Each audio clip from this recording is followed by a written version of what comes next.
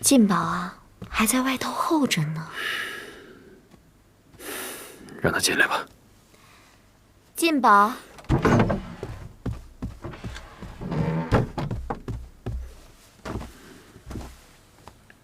皇上，翊坤宫娘娘轰了。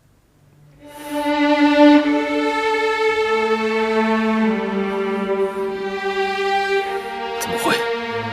回皇上，宫中传来消息说，皇后娘娘得痨症已久，后来连药也不喝，在夜里子时过身了。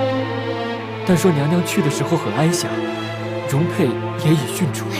皇上，您之前给娘娘送回册宝，她也不收，病成这样了也不告诉您，也不吃药，这是拿命跟您置气了吗？滚出去！皇上，就算皇后跟朕有什么，也轮不到你在这说三道四，半分教养都没有！你给朕滚出去！是。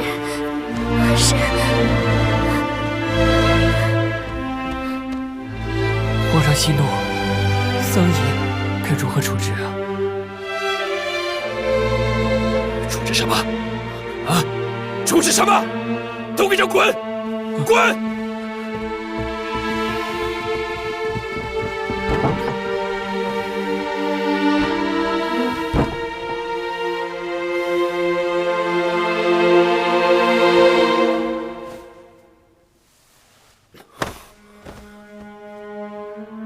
明明朕离宫之前才见了你，那时还好好的，怎么会这样？为什么要瞒着朕？为什么病了也不吃药？到底为什么？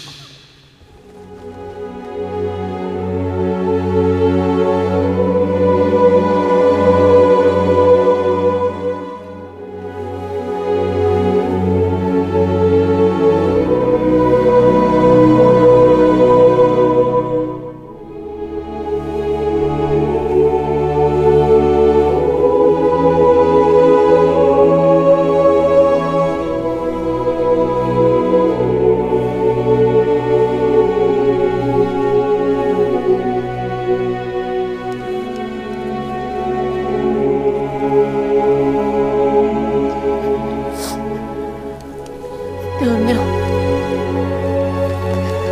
你为什么就这么走？魏氏已经罪恶吧？您本应该在这享福才是。娘娘竟这般无福，就这样病重走了。有什么可伤心的？此时的娘娘，应该已经和她的少年郎在一起了吧？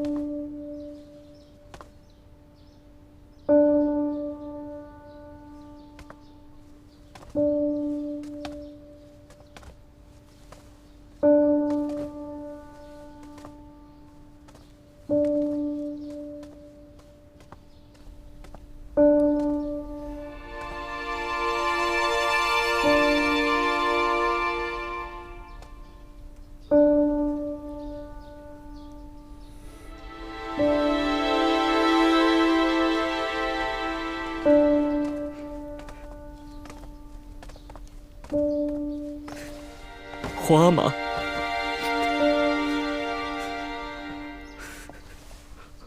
皇阿玛，你也来看额娘吗？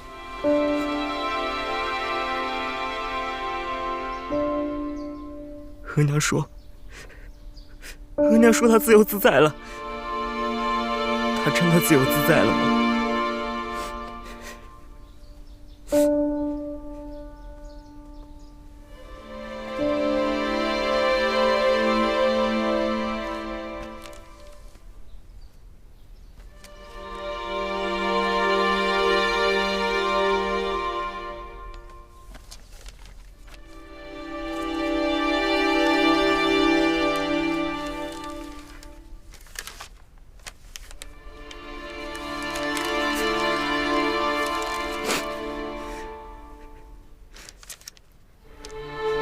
凤姬，好孩子，不要哭。额娘只是病得重了，从这病里解脱了，如今已经自由自在了。记得额娘说过的话吗？额娘只希望你一生平安顺遂。如果再有别的希望，额娘希望你也自由自在，不必做你不想做的事情，一定顾好你自己。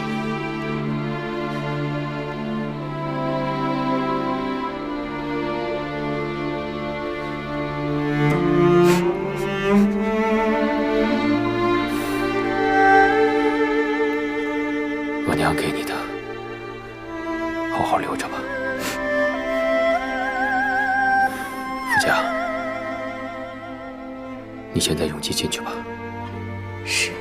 花妈，你们进去吗？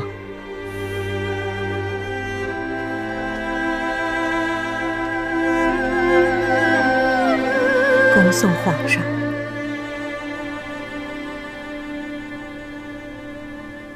皇上，奴才都仔细问过了，娘娘的痨症确实是厉害，再加上娘娘又不肯吃药，的确无力回天了。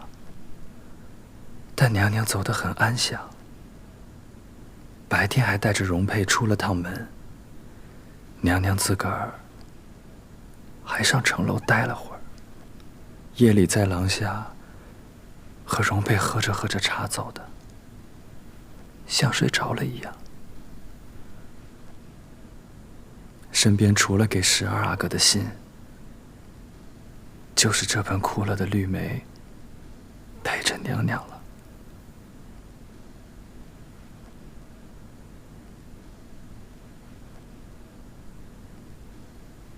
这话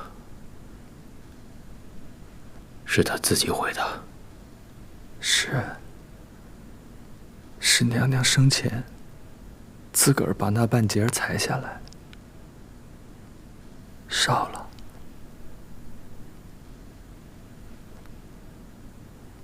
皇上，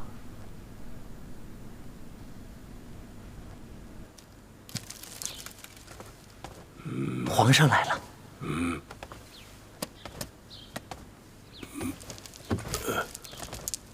皇上，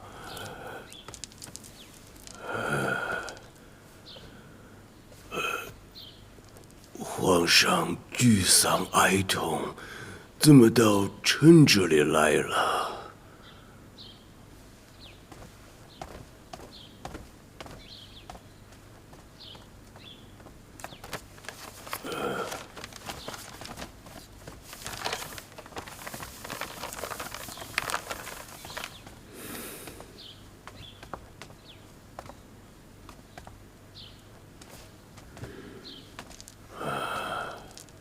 这幅画是从你手里交出去的，证明你复原，而且要复原的和从前分毫不差。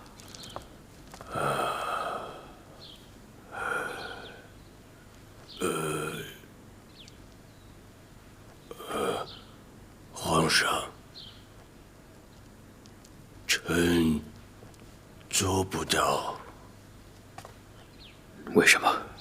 皇上还记得臣给您和皇后画这幅画时的情形吗？皇上与皇后眼睛里都是彼此，自然而然地握了手。臣说这样握着手入画更好。皇后说这样不合规矩，但皇上说是不合规矩，可是合皇上和皇后的心意。皇上，中国有句话好像是说画比人长久，但臣总觉得画呀有时是最无用的，最美好难忘的都是在我们的眼里心里，画怎么能比得了这个呢？画破损了便是永远破损，所以再好的画愿也不必执念，不必。所以你是不愿意替臣复原了？不是臣不想花，而是臣再也花不出了。别是勉强花了，我也不可能再复原如初了，请皇上原谅。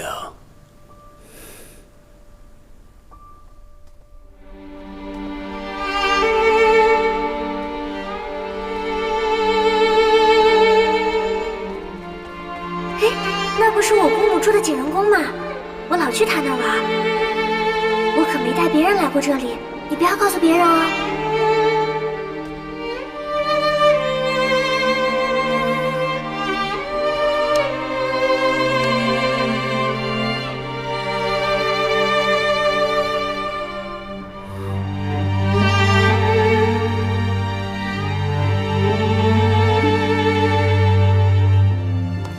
从什么时候开始，你心里有我的？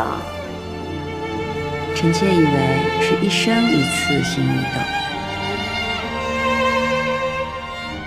臣妾只希望和皇上长长久久的，能多长久就多长久。臣妾总和皇上在一块儿。臣妾就喜欢你说3个字，你放心。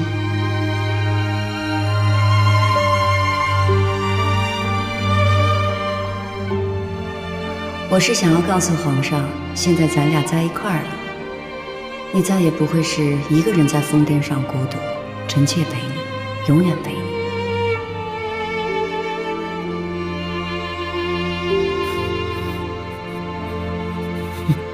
皇上，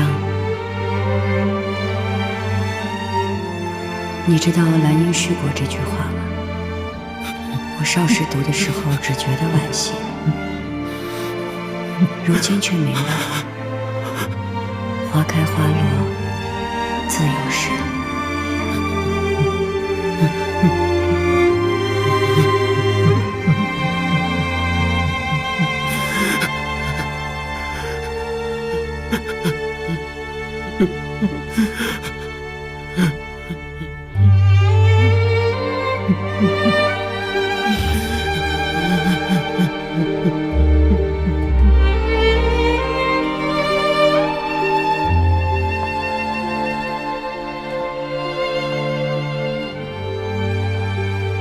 皇上，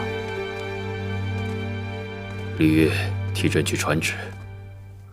这皇后生前行迹风靡，其丧仪不便赴皇后遗旨办理，只可召皇贵妃例行。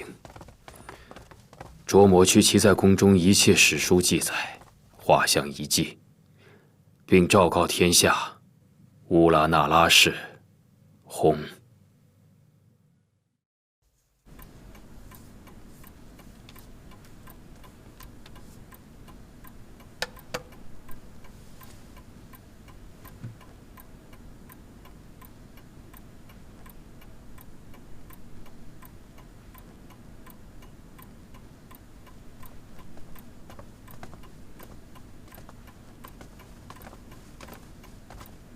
皇上，太后来了。皇娘怎么来了？你自然知道哀家是为什么来的。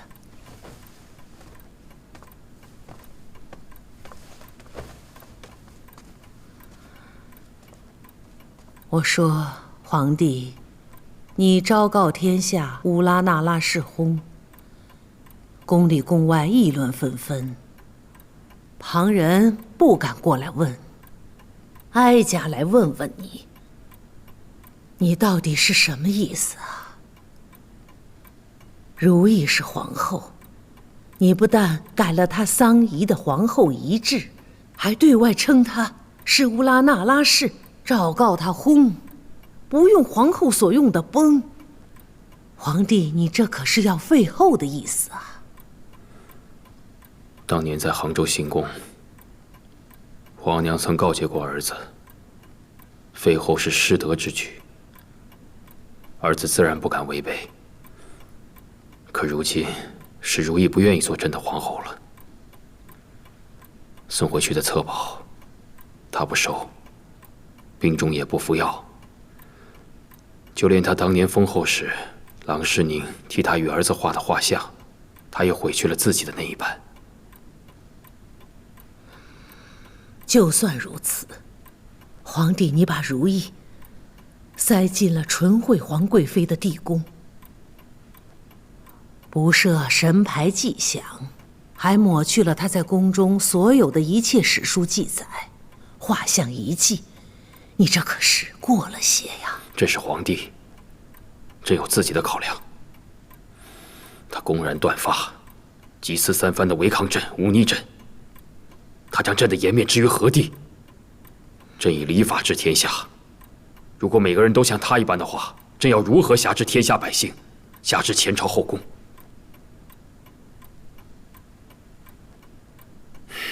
皇娘也说过，后位、尊荣、权势，如意一个都不在乎。既然他不在乎，儿子又何必勉强他呢？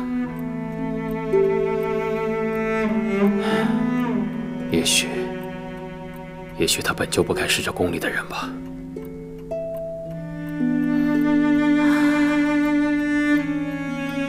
哀家明白了，皇帝是要还如意一个自在了。好，既然皇帝主意已定，那哀家就先回去了。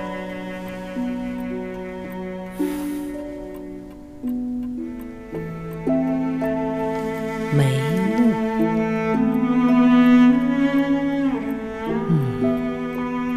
越需要用力抹去的，往往越是不敢面对的；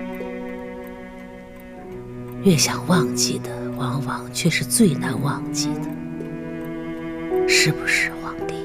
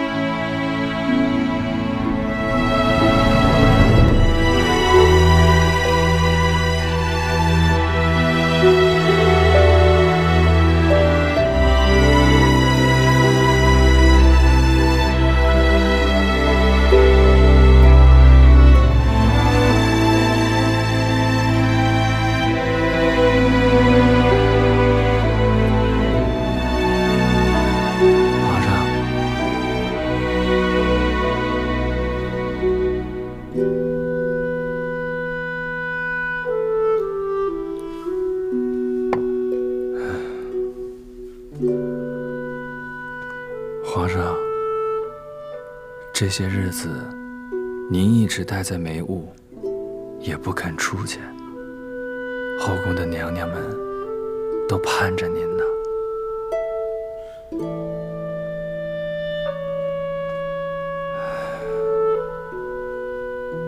要不然，奴才陪您出去走走吧。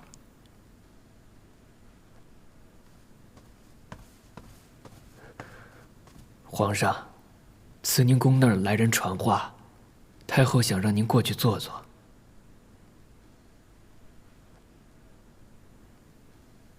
知道了。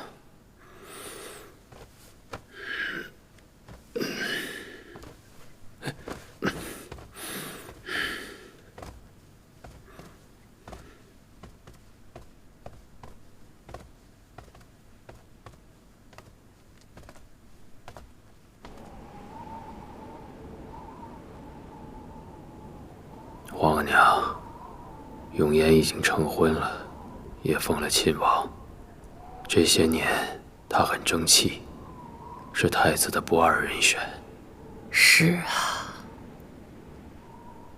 都9年了，永琰的大事已定，而7公主和9公主也都已出嫁。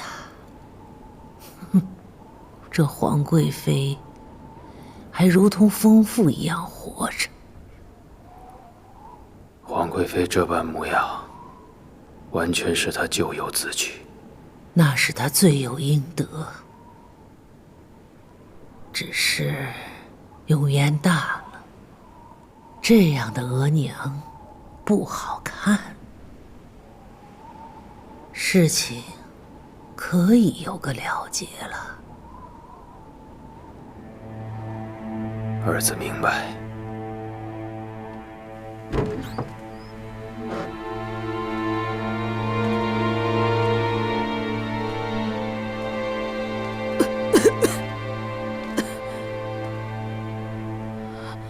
主，喝汤了。喝汤，喝汤，喝汤。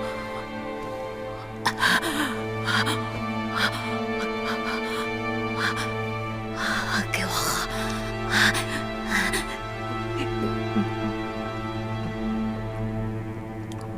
慢点儿，慢点儿。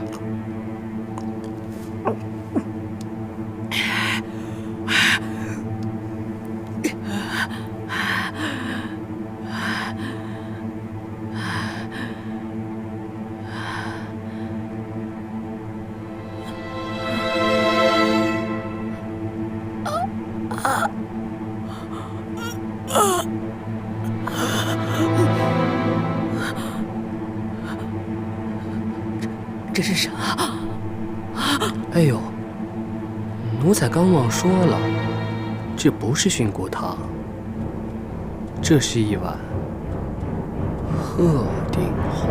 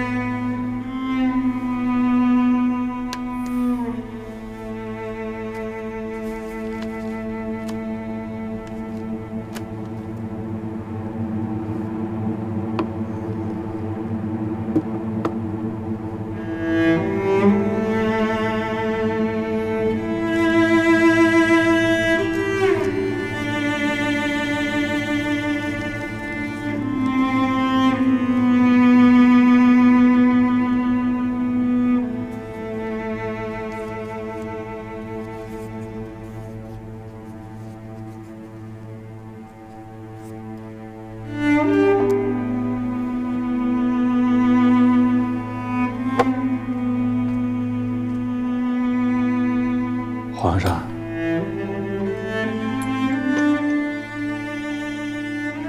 不知当年皇阿玛立下储君时，是否也像朕今日一般，如释重负，又惴惴不安？先帝乃千古明君，才选定皇上，承掌天下。皇上亲疏于览，一定会为天下苍生定一位人君。朕这一世，夫妻恩情，嫔御恭顺，父母之恩，儿女之福，都已经失去了一大半了。朕终究不过是天地间的一介寡人罢了。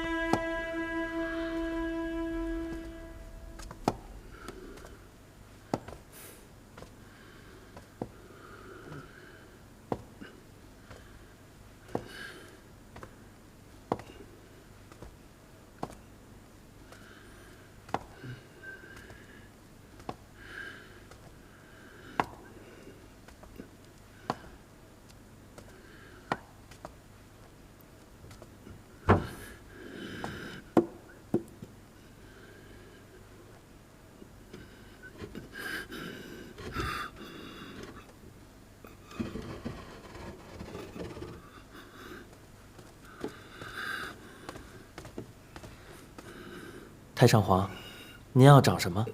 奴才帮您找吧。那个盒子。哎。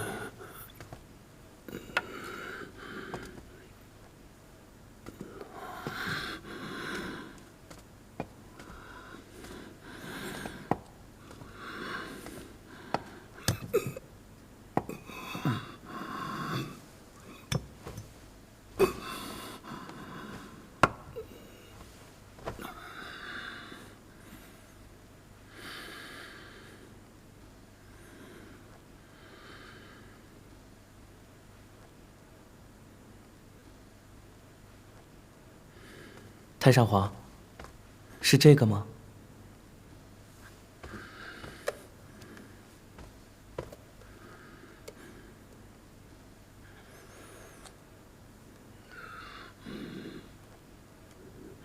你先下去吧。这。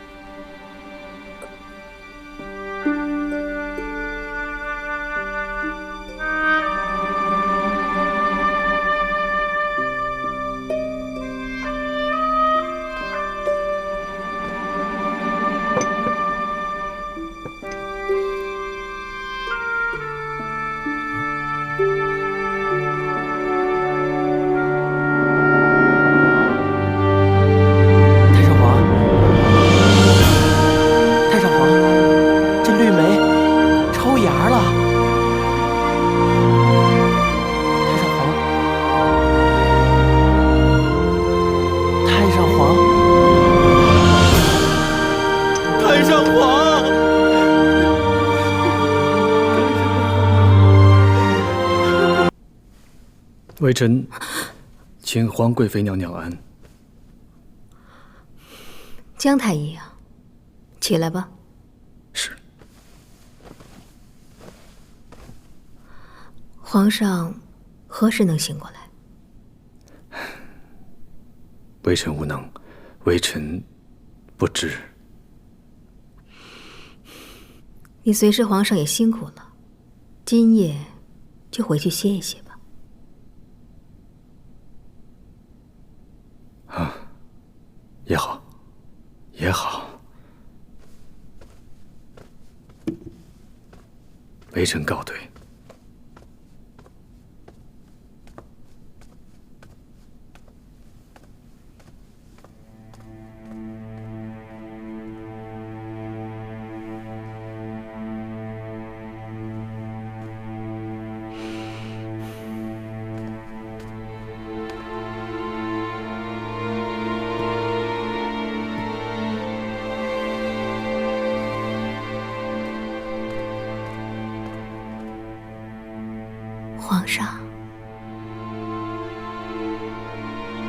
皇上，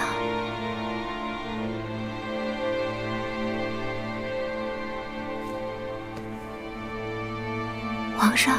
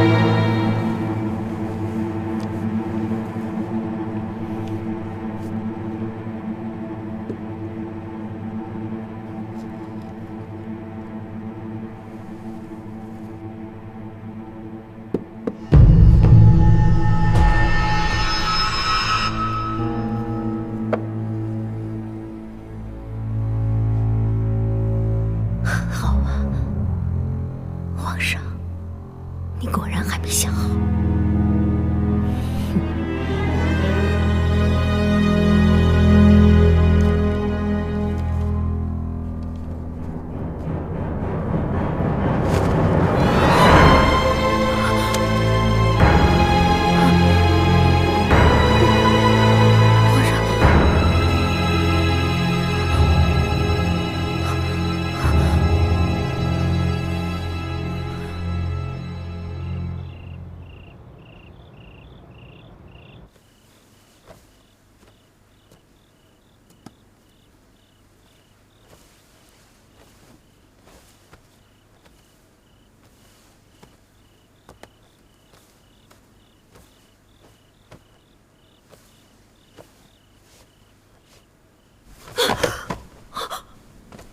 皇上，传位于皇十五子永言。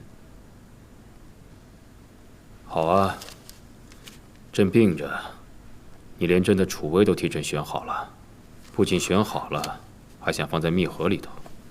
皇上，臣妾是看您病重，关心社稷安危，所以就定了自己的儿子。魏燕婉为了自己的儿子，什么事情都做得出来，连永琪都是被他害死的。于妃，你怎么来了？你说谁害死了永琪？皇上，臣妾已经查明，就是魏燕婉一早收买安排了胡云角，让他待在永琪身边，对永琪下手，害死了永琪，并且指使胡云角在永琪死之后，利用他跟永琪的关系诬陷姐姐。这一切全是他做的。皇上，臣妾根本不认识胡云角，更遑论会害死荣亲王。于妃，你是因为荣亲王之红而伤心，所以污蔑我吗？于妃，自识体大，你可有证据？皇上，臣妾带了人证来。换进来。进来吧。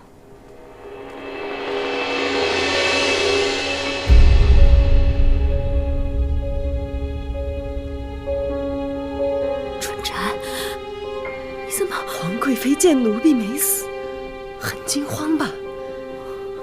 春蝉，皇贵妃之前不是说你失踪了吗？皇上，奴婢并不是失踪，而是险些被皇贵妃灭口。若不是皇贵妃想毒害奴婢，奴婢就算是进慎刑司受尽刑罚，也断然不会张口。如今奴婢死里逃生，愿向皇上认罪，并将所知皇贵妃一切罪行告知皇上。春蝉，皇上面前，岂容你胡言乱语？皇上，奴婢绝无胡言。皇贵妃，您说您不认识胡云角，但胡云角本就是田姥姥的女儿田云儿，不是吗？是您让奴婢在田姥姥死后去乡间寻了田云儿，并暗中照料3、4年，后来更让她顶了胡比贴氏女儿的名，安排进荣亲王府，目的就是想通过田云儿近身暗害荣亲王，并伺机栽赃陷害翊坤宫娘娘和于妃。你胡说！我胡说！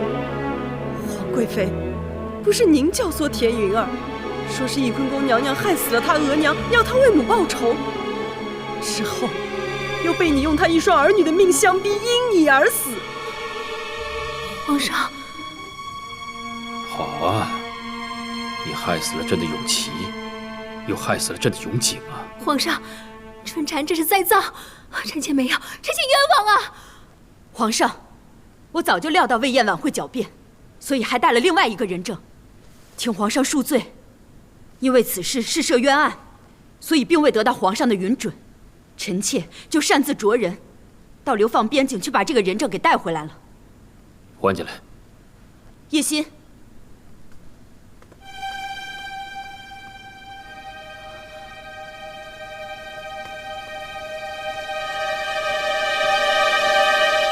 罪奴左路叩见皇上。你有什么要说的？回皇上，奴才的额娘当年的确是一时糊涂，做了巫蛊之事，但是她从来没有害过13阿哥，完全是替皇贵妃顶罪而死。左路，额娘当年是自己认罪伏法的，皇上也早有定论了。你到底是被谁挑唆的？偷偷从边地跑回来，还在御前信口雌黄，污蔑你亲姐。这都已经到这个地步了，怎么还能说出这种话呢？当年还不是你让我给扎七送银票，来千方百计地对付于妃。事发之后，还拿我的性命来要挟咱娘，替你顶罪。额娘甚至连害翊坤宫娘娘的田姥姥是谁，她都不知道。你皇上，奴婢也可为左路大爷作证，左路大爷所言皆属实情。13阿哥也并不是皇贵妃谋害的第一个皇子了，除了10阿哥，还有5公主、6公主，皆是皇贵妃一手所为。但其实，您当年的目标也并不是5公主和6公主，而是意在谋害还年幼的12阿哥。这件事被皇贵妃安排过去偷富贵和训练富贵的王禅最为清楚。皇上饶命！皇上，当年奴才是有欺瞒，奴才有罪，可是奴才也是被逼无奈啊！皇上如此罪妇，实在该杀。皇上，臣妾没有啊，是他们合计回来。你是毒妇！朕的孩子你一个个都不放过！皇上，臣妾真的是冤枉啊！您待臣妾有恩，臣妾为什么要做那些事呢？5公主、6公主，还有13阿哥死时，臣妾尚未生子呢。因为您也不是只想做皇后，您对翊坤宫娘娘有恨，您觉得凌云彻对翊坤宫娘娘有情，就巴不得翊坤宫娘娘痛苦，更几次3番借凌云彻之事栽赃诬陷翊坤宫娘娘。但其实对凌云彻旧情难忘的是皇贵妃您自己。春蝉，皇上当年冒欠于玉妃告发，皆是皇贵妃一手安排，即便是胡云娇死前告发之言，也是皇贵妃蓄意构陷，为的就是要皇上与翊坤宫娘娘离心，继而废后，她自己好当皇后。皇上，这枚戒指是凌云彻死之前交给臣妾的，它是凌云彻跟魏燕婉的定情之物。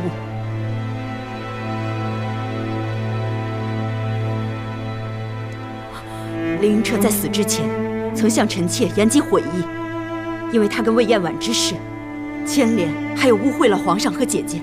皇上，臣妾与凌云彻就是相识之事，臣妾与您禀明过，您是知道的呀。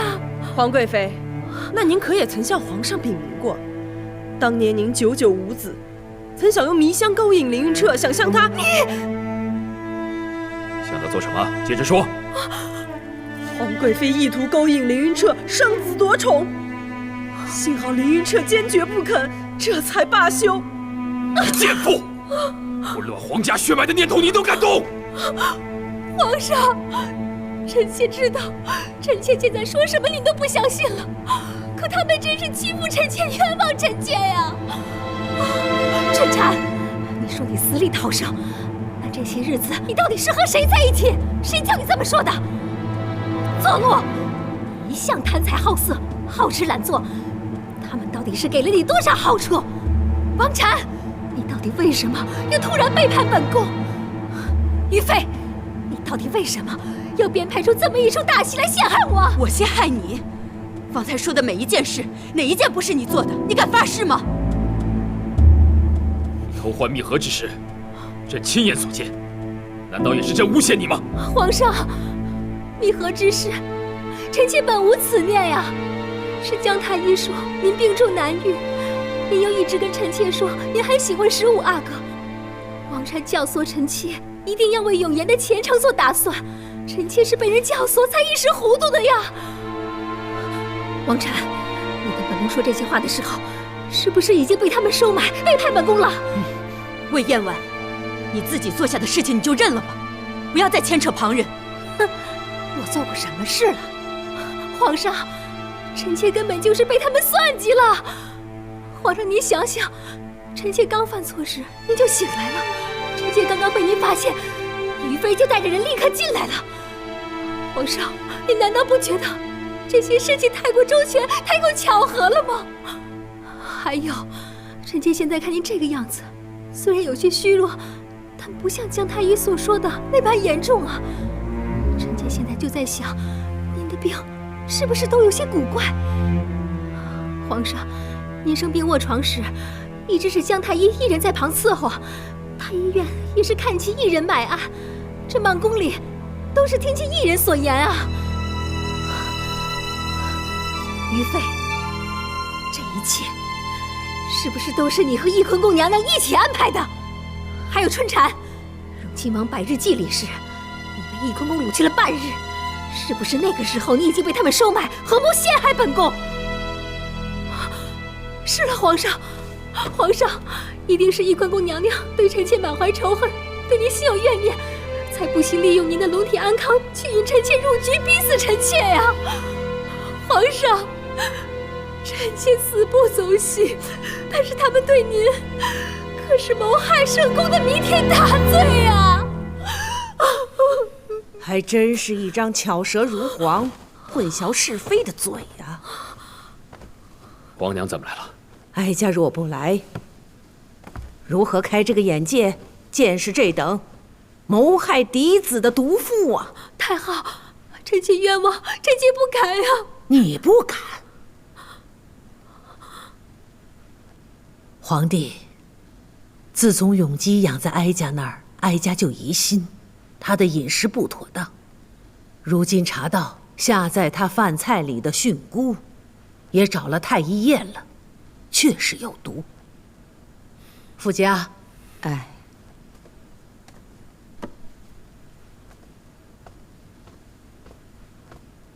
皇上，太医说，这菌菇药性缓慢，天长日久便可伤了脏腑，要人性命，极难察觉。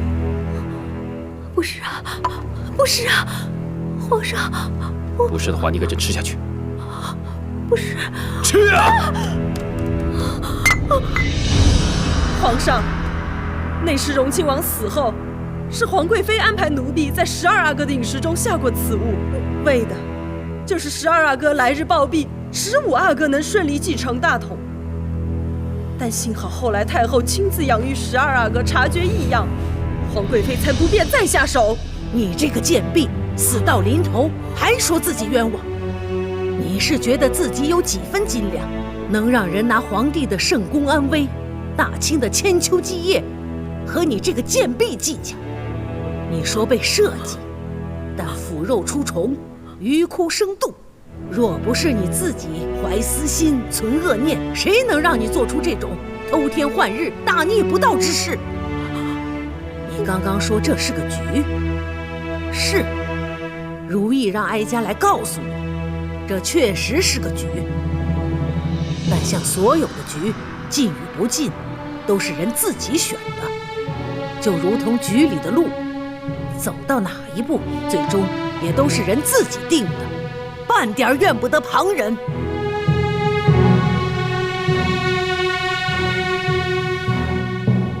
皇娘，您去过翊坤宫啊？哀家替如意带了话来，也替如意带了东西来。傅家，是。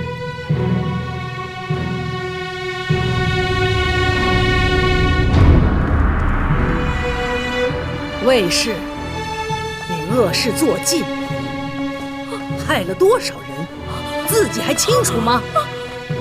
自己都不记得了吧？如意一一都帮你记着呢。你害死的每一条无辜性命，如意都亲手给他们治了经幡。你自己回头看看，好好数数吧。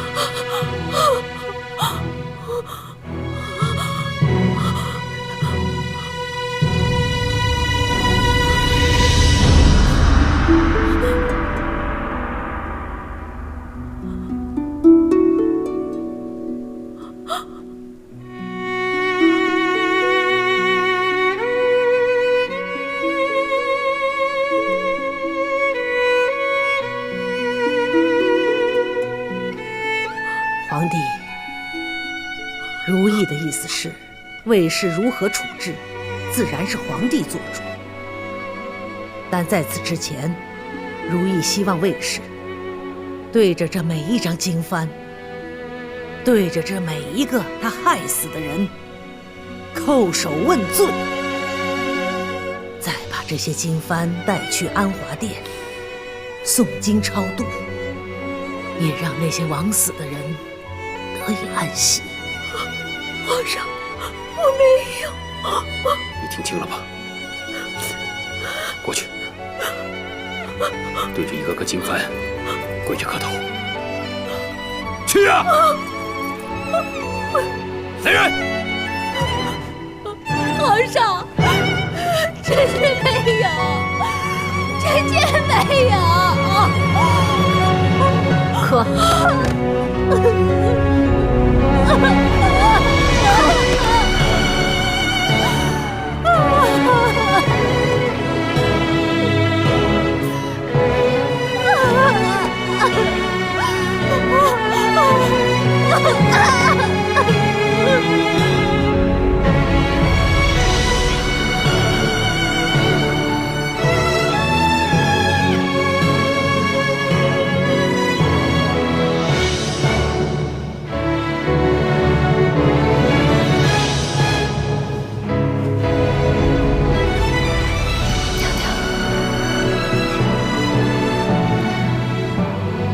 这么久的心思，终于让恶人自食恶果了。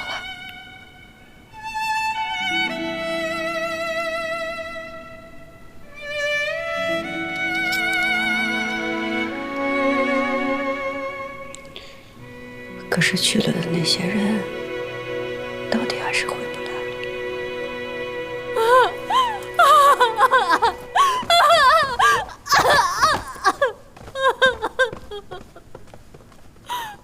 行了，哀家该带的话带到了，该办的事也办妥了，这就带着这些经幡回安华殿了。后面的事情，皇帝该了的就了了吧。是。于妃，你替朕送皇娘到安华殿去。皇上，那姐姐，朕自有安排。是。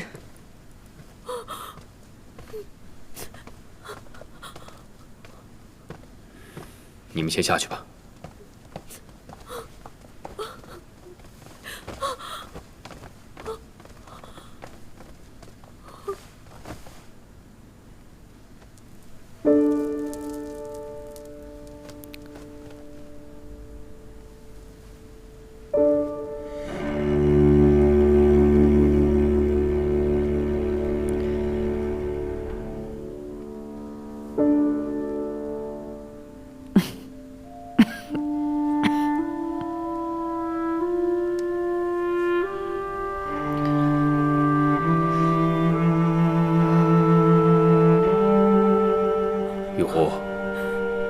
千机要来。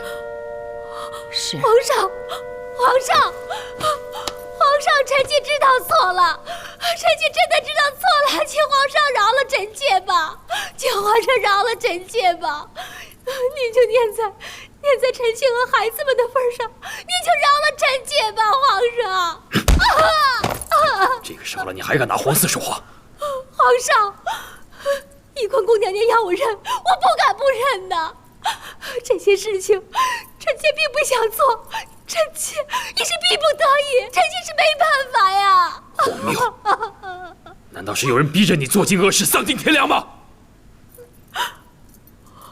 皇上说臣妾做尽恶事，丧尽天良，可这后宫里明里暗里、伤天害理的，岂止臣妾一人？你自己行恶，还敢编排起朕的后宫来？臣妾说错了吗？皇上，你敢说这宫里谁人的手是干净的？跪下去。是。皇上，皇上饶命啊！皇上饶命啊！皇贵妃娘娘，这药毒发时痛苦不堪，投足相救，如千机般，随名千机药。皇上很少赏赐你的，就由奴婢伺候您服用。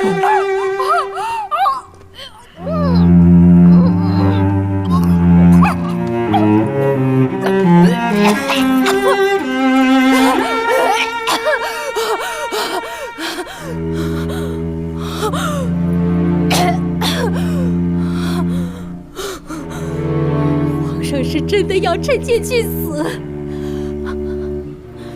可臣妾当初受你恩典的时候，还是个小宫女就侍奉你。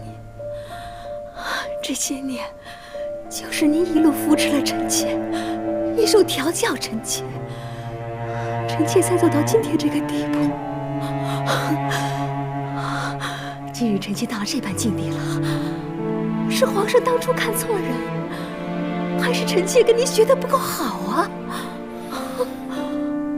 你还敢编排朕？这些年，臣妾心里清楚得很，你对臣妾未曾有过半分真心。不过不打紧，您作为男子，作为夫君，也从未得到过臣妾的真心。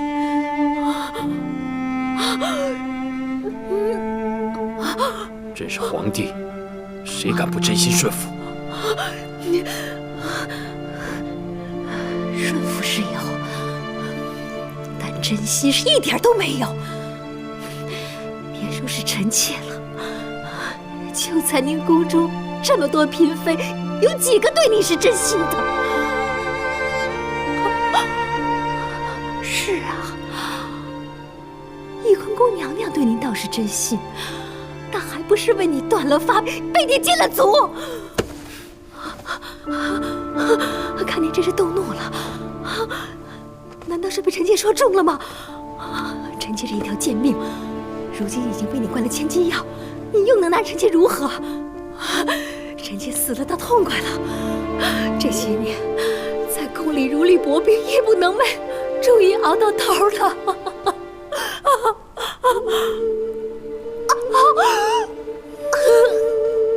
你以为这会给你个痛快吗？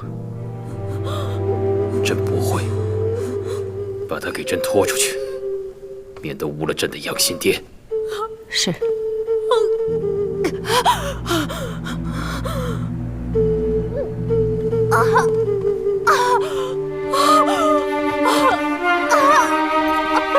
奴婢送您回宫，您好好的。起轿，走。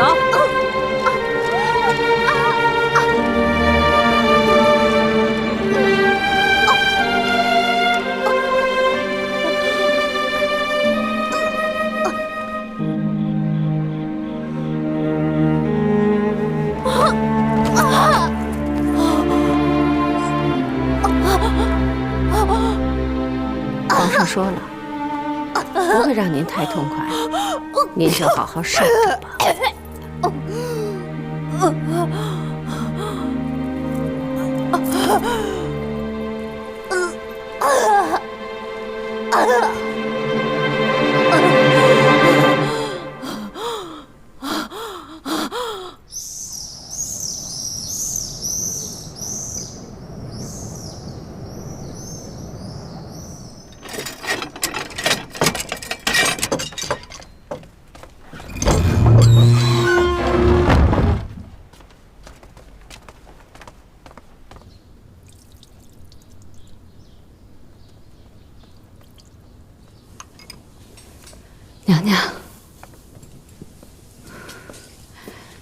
翊坤宫的门终于开了。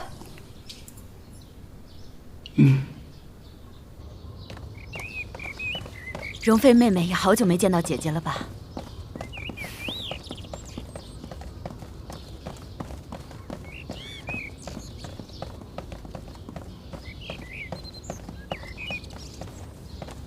容佩，大家来见皇后娘娘，你去通报一下吧。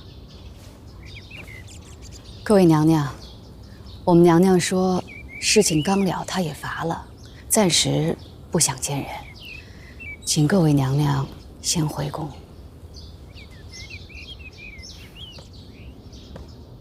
各位妹妹，你们就先回宫吧，我进去看看姐姐。于妃娘娘，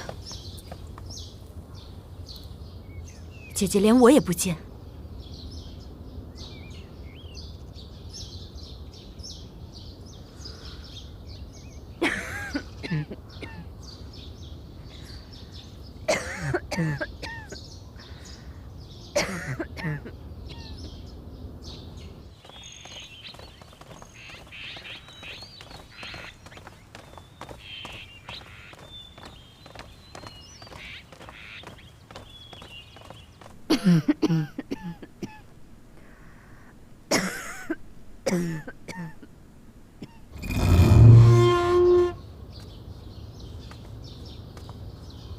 李公公，请回吧。您跟娘娘说了，我们是奉皇上的命过来给娘娘送还皇后册宝的。都说了，可娘娘还是说不见了。也烦请李公公把册宝带回去。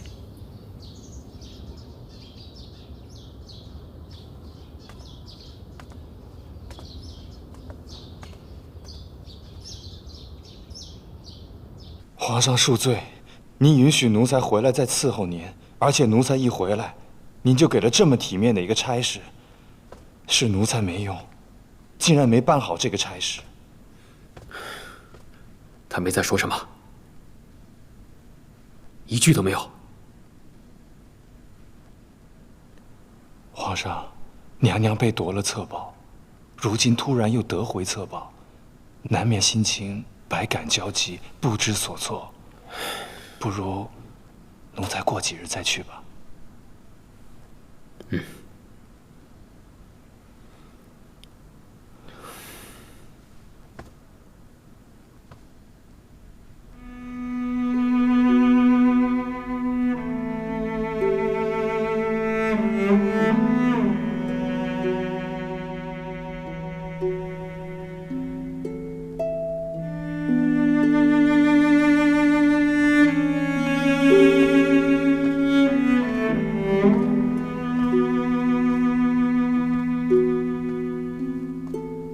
他到底是没有收啊！啊，皇娘来了。请皇上安。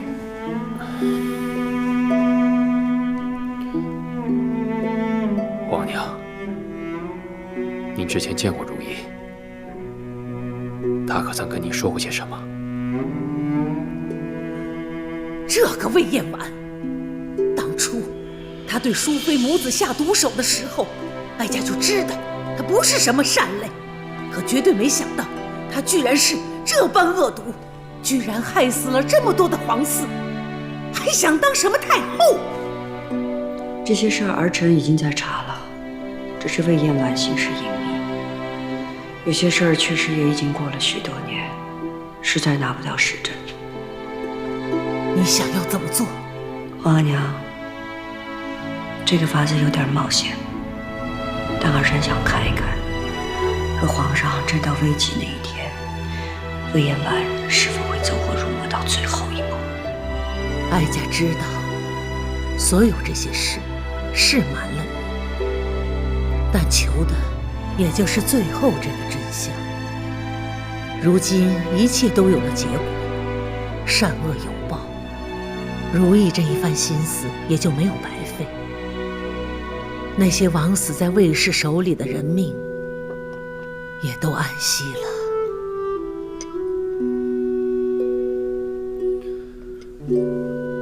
说来，哀家把那些经幡送到安华殿的时候，心里真是敬服如意。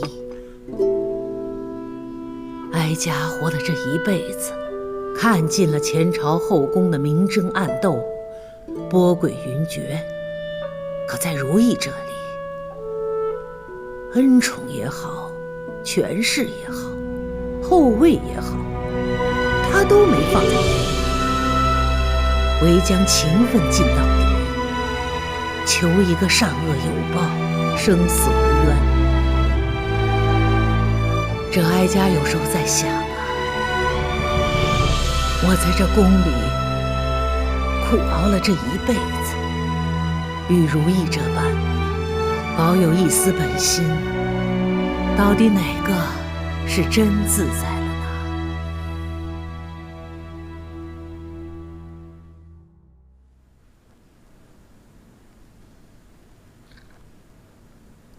主，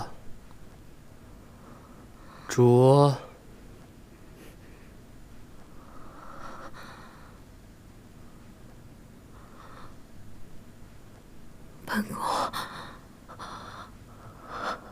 本宫这是在哪儿啊？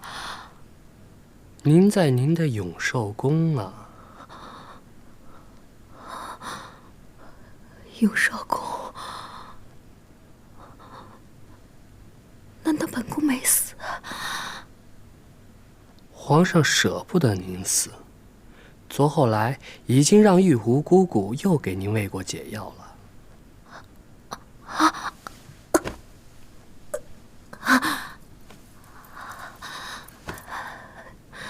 是啊，本宫还有用言，皇上不会让本宫死的。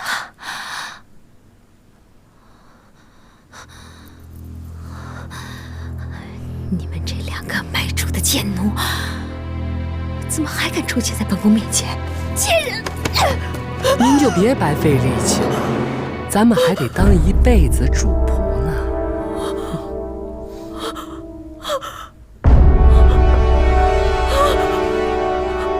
这是什么？这是什么？这是皇上赏您的汤，您每日照着喝就是。皇上的好意，您就好好受着。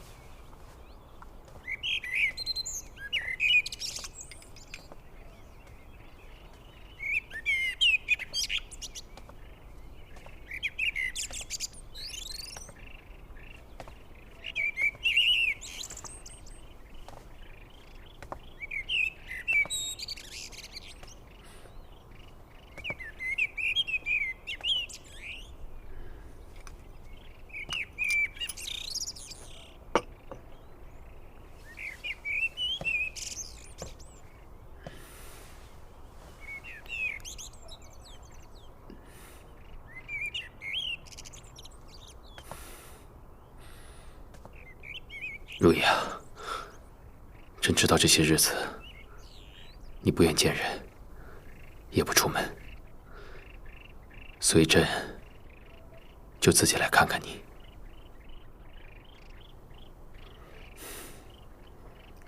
身子可好些了？好些了。那就好。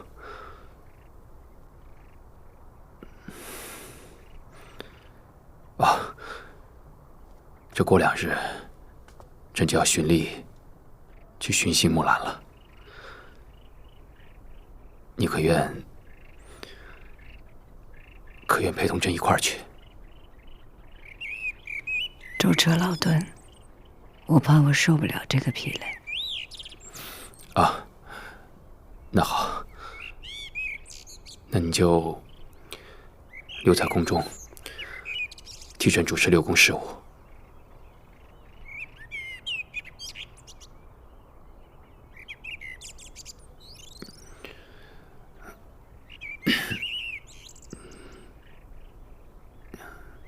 如意啊，朕知道从前很多事情让你受委屈了，可过去的都过去了，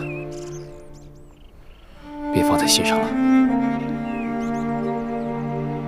那些事儿我已经淡忘了。那就好。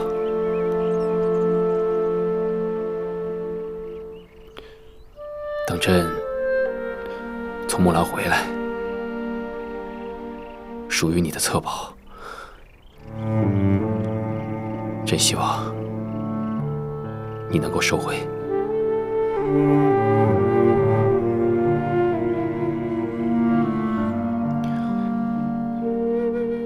朕会等着你。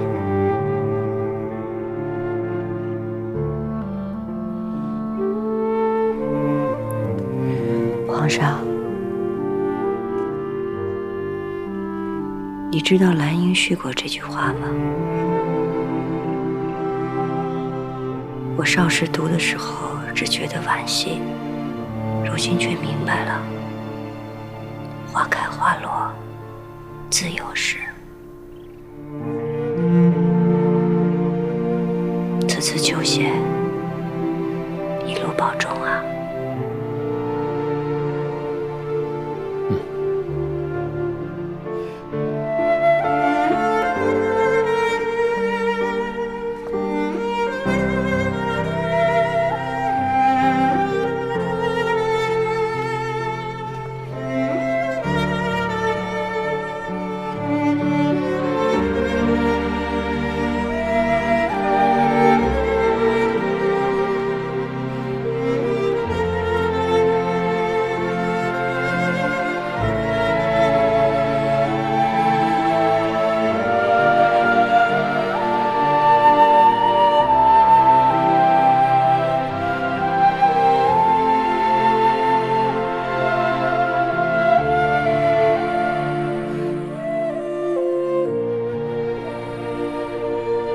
我少时读的时候曾觉得惋惜，如今却明白了，花开花落自有时。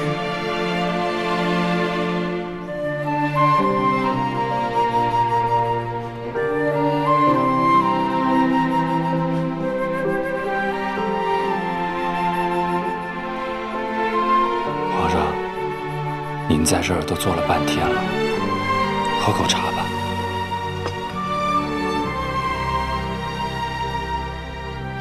皇上，这兰因絮果是什么意思？这4个字是说，男女姻缘初始美好，最终离散。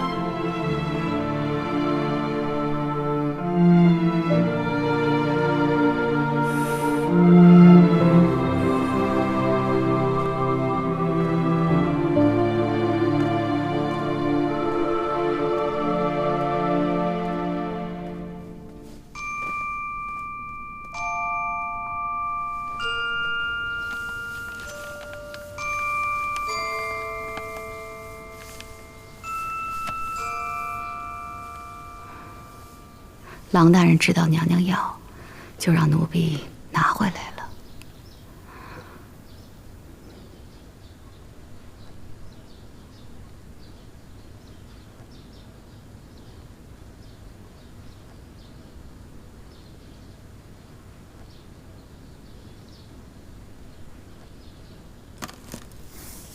娘娘，娘娘，您这是？